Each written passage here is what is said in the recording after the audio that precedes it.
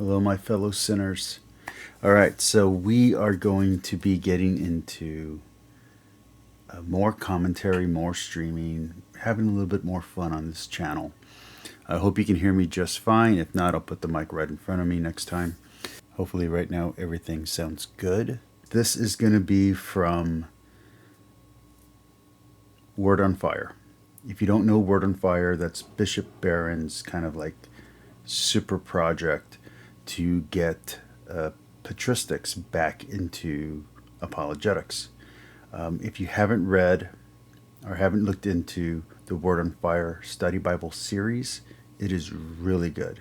It's not a traditional study Bible. It doesn't have like words of translation or the development of the Bible, and all that stuff's missing.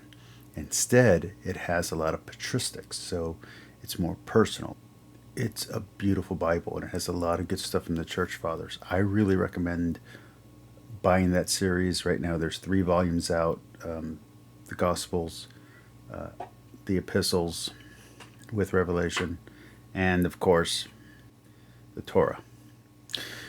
All right, so I want to hear a little bit from this. I've already listened to this. I'm going to try to skip around to only the most important sections.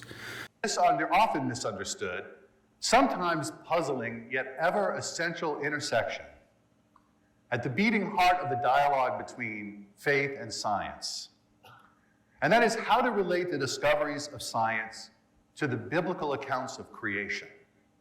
Especially, I'll be focusing on the 6-day creation account, 7-day, if you count the day of the Sabbath, creation account we find in the first chapter of the first book of the Bible, Genesis chapter 1.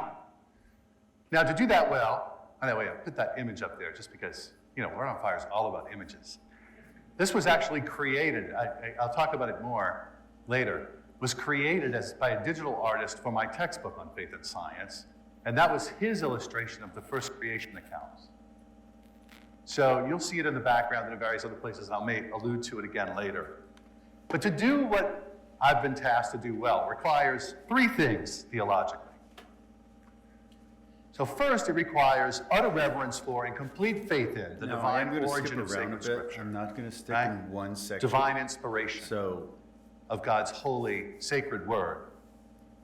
Second, it requires confidence that truth cannot contradict truth. And finally, it must be animated by the conviction that modern science has discovered amazing truths about the universe, about our planet, about the evolution of the cosmos and of life, and that these should be cherished, not ignored or rejected by all those dedicated to the truth. So if you notice that there is a big difference here between the Catholic acceptance and understanding of science and how it relates to faith versus a young earth creationist versus quote-unquote creationist from a fundamentalist or evangelical point of view, or from simply science deniers like the Ken Ham types. So you are getting a very different understanding.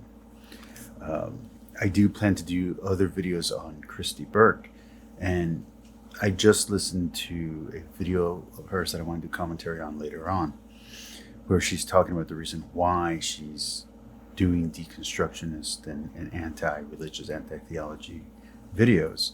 But it's just the mere fact that in a lot of, and this goes back to origin, a lot of people who read the Bible either can only accept it literally or can only accept it spiritually. They don't have a way to look at the different types of meaning that each passage could have and then eliminate the ones that don't fit reality.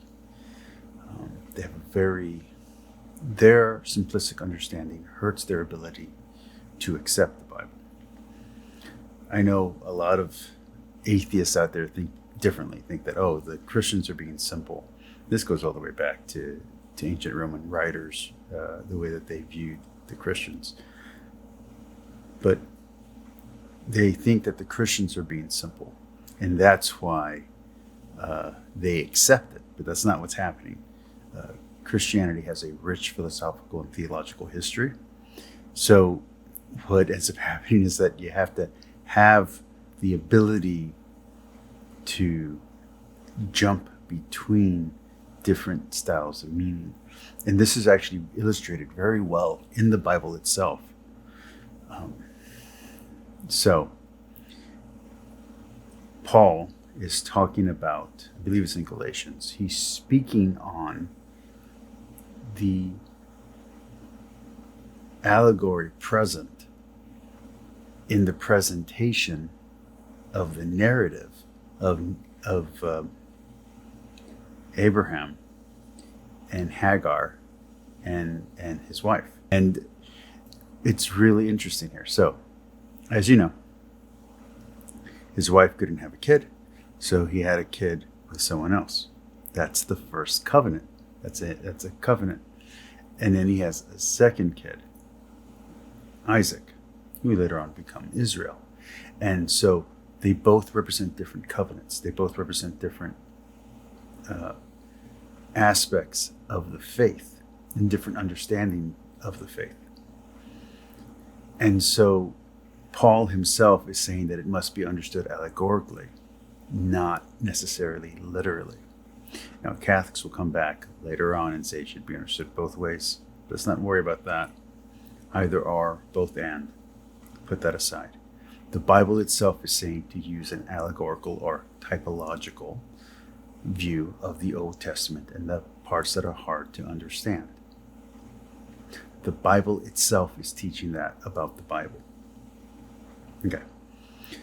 Now I know. Just as Origen will say, well then what about walking on water? What about miracles? What about feeding of the 1,000? The next three steps will mean moving more deeply into Genesis 1 to show how it offers the beginning of a path that leads to future divine revelation to come, specifically the profession of the church's faith in God as creator and what that means, but also something that opens a path to future scientific investigation. Regarding the second part of my talk, in the first creation account, and we will make a tour through the account, we find an embryonic form, the Christian doctrine of creation. It's not there in full-fledged form with all the technical metaphysical terms and subtle distinctions in place, the difference between like univocal and analogical conceptions of being or any of those things, but it's there. And to see that, we'll take the first of two tours through the account. Now, after that, we're going to pause briefly and ask a huge question in the third part of my talk. Why didn't God give the human author correct scientific details to complete the theological picture of the beginning of the universe, to complement it with the scientific picture that is substantially correct? Now, no one can know the mind of God perfectly, but I'm going to suggest some reasons to consider. So that's a great question. And a lot of atheists ask that question as a gotcha to a lot of evangelical fundamental Protestants and even the new non-Protestant progressive Christians that are Protestants against Protestantism. So I want you to realize that Christianity has a tradition going all the way back to its very first commentators of wrestling with these questions. We're not running away from them. We're not saying don't ask, don't speak. So here, what is the book teaching? Is the book teaching reality, or is the book contradictory to practical utility and practical experience? No, Catholics are saying it's compatible with practical living. Well, how can that be if it contradicts certain things? And if those things were not contradicted, if instead this is supposed to be spiritually understood and have allegory and metaphor and polemic and all this other stuff to it, well, why couldn't or why didn't God give that understanding to the writers? So that way the writers could explain it to you. Very simple. Why not have the writers themselves explain to you before you read it, hey, this part's going to be allegory? This is in 1 Samuel 16, actually. At Samuel's instigation, Jesse brings before Samuel all but one of his sons. And Samuel looks each of them over. We get an account of him like estimating each of them. But none of them are the right one So, only when the youngest, David, whom Jesse didn't even originally bother to call back for the event, remember he's out in the field shepherding the sheep, only when David is standing before Samuel does the Lord illuminate Samuel's judgment. This is to be the king of Israel. And so Samuel anoints David to be king. Everybody follow there? All right, great. Notice that no supernatural vision is given to Samuel. The essence of inspiration here is that God illuminated Samuel's estimation of David, transforming Samuel's understanding of the shepherd boy. So, the essence of inspiration is not always supernatural visions or God-given dreams. And so now we can take another step. Samuel was given the divine light of understanding. He was inspired, given the divine perspective regarding this ordinary human boy, someone in his present experience. And I hope that if you're watching like this, Samuel, I'm skipping around. I hope the you go back author and of Genesis watch this 1, video on where- whom scholars tell us was probably a scribe living in Babylon during the Babylonian exile, also received the divine light about something in his present experience. He saw the natural world of his day as he knew it: light, sky, and waters, land, vegetation, birds and fish, land animals and humans. Not as random and disconnected things, but as creatures who are elements of a deeply ordered, interconnected world created in divine goodness and willed by its creator. We're so familiar with the first chapter of Genesis that some historical context helps us to see the depth of this divine illumination of this author.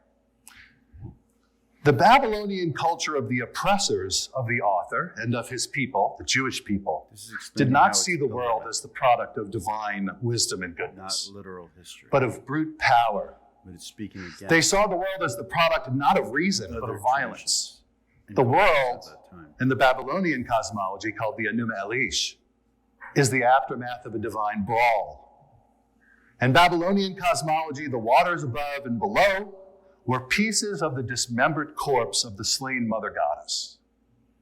In their mythology, humans were spawned from the blood of the mother goddess's lover and evil general, the greatest of the 12 monsters in her army, by which she was trying to kill all of her children. Let's move ahead. The heart of the Babylonian view of the universe, the deep fabric of its workings from their perspective, was violent power, was ruthless conquest, and chaos. As Father Michael Duggan, a biblical scholar, once put it, could be defined simply as, in Genesis, quote, the event of God's personal word.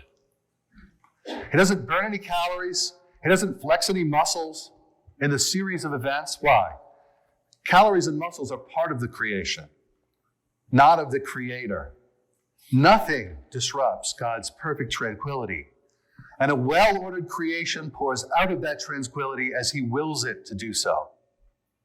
Now, much later, when the fullness of revelation is given in Christ, this comes to be understood in Christian doctrine as creation ex nihilo. Creation from memory.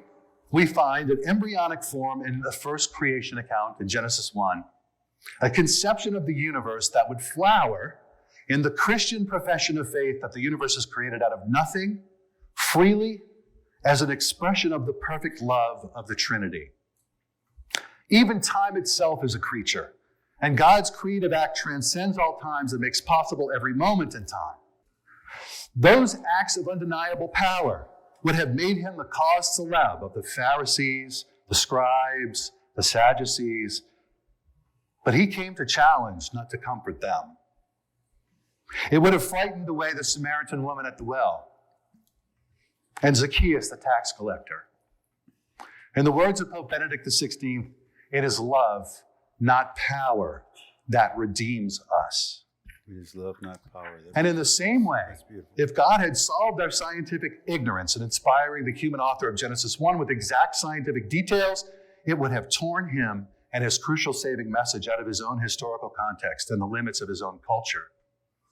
Downloading into his brain everything we've discovered since the advent of science would have made it impossible for him to communicate his message to its first addressees, the faithful of his own time and culture. If he is talking about 13.8 billion years, how could they have understood him? God's chosen people deeply needed, as we do now, the challenging but saving message we've discovered in the first creation account. And that message would have been lost in the details rather than being manifested by them at that point in human history. They could never have heeded it. In a 1993 address to the Pontifical Biblical Commission, St. John Paul II exposed the roots of the wish that Genesis contained totally accurate scientific knowledge and rejected that wish. He said, a false idea of God and the incarnation presses a certain number of Christians to believe that, since God is the absolute being, each of his words in Scripture has an absolute value, independent of all the conditions of human language. However, this is where the illusion occurs, and the mysteries of scriptural inspiration and the incarnation, notice I made that parallel a little bit earlier, he inspired that parallel I gave you, are really rejected. Although he expresses himself in a human language, he does not give each expression a uniform value, but uses its possible nuances with extreme flexibility and, likewise, accepts its limitations. God accepts the limitations of the scientific knowledge of the human author of Genesis 1 with the extreme flexibility of which our saintly Pope spoke, the flexibility of divine love. With gentle divine condescension, the Holy Spirit illuminated the human author with saving truth, without violating his mind nor supercharging his knowledge. He remained fully human and fully a man of his day, because that's part of the definition of being human, to live in a time and a place and a culture. So that's something that's really important. A lot of Protestant, especially in Baptist and Pentecostal circles, seem to forget the human author of the Bible. Yes, God's word. Yes, inspired. Yes, holy. But the authors were still human and still had limitations to work within. And like I said earlier, God works with our limitations and within our limitations. Now, if you want supernatural or superabundant knowledge that's beyond your capacity, it's not going to happen. Your brain can only contain so much information. I looked up, I think one time, what the equivalent was in terabytes or gigabytes. The point is that we have limitations, but God doesn't, and God can help us, and He can help us to understand what He wants us to know. And you might say that's unfair, but life is unfair. You might say, well, how am I supposed to believe? It's not the point. The point is not your internal subconscious. The point is your active will. The point is your actions you take. So when God's teaching you, or when the Bible's teaching you, or when your parents are teaching you, or when your teacher at school is teaching you, they don't expect you to take a history course and a literary course and then go out and do what was in the history book and what was in the book that you read.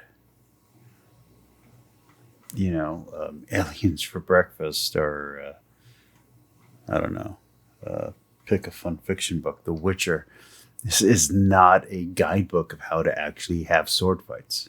Somehow when people read the Bible, they seem to forget everything they've learned about literature and narrative and other books.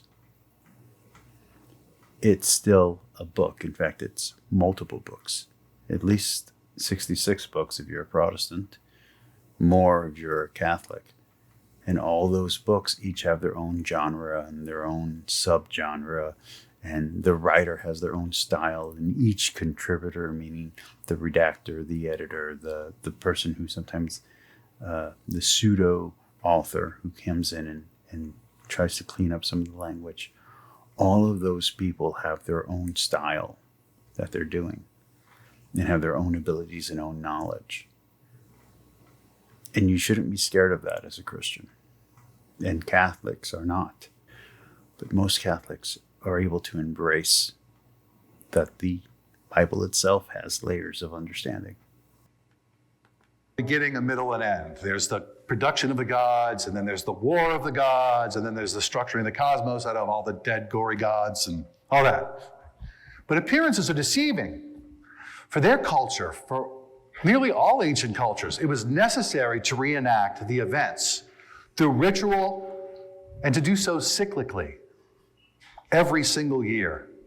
The dominant principle here is that everything cycles back.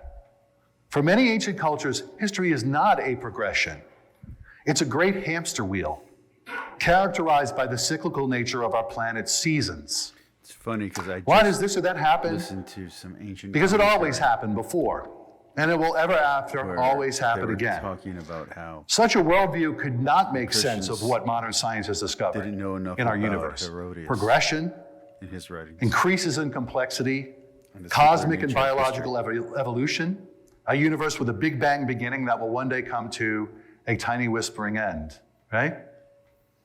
But the worldview that infuses the first creation account is one where things move forward with real progress, where something before is a stage for something new to come. Day 1 setting the stage for day 4, day 2 setting the stage for day 5, and so on. The real key here is the open-endedness of the Sabbath, which does not famously have an evening came and morning followed. The people believed that God was guiding history to new things, as not only their creator, but also their redeemer. History would not cycle back. It would have a fulfillment. It would have a beginning, a middle, and then an end, a consummation, because of God's plan for it. Okay. So while I agree with what he's saying, I am not a fan when Islamic apologists or Mormon apologists or, I don't know, I haven't heard Buddhist apologists do it, but who knows, they probably do it too. When they try to find scientific proof or scientific parallels in their holy texts. In the same way, I'm not a fan when they try to do it in the Bible. The mustard seed being the smallest seed, it's not actually the smallest seed. So it's not trying to say that. Creation has light before the sun, before the stars.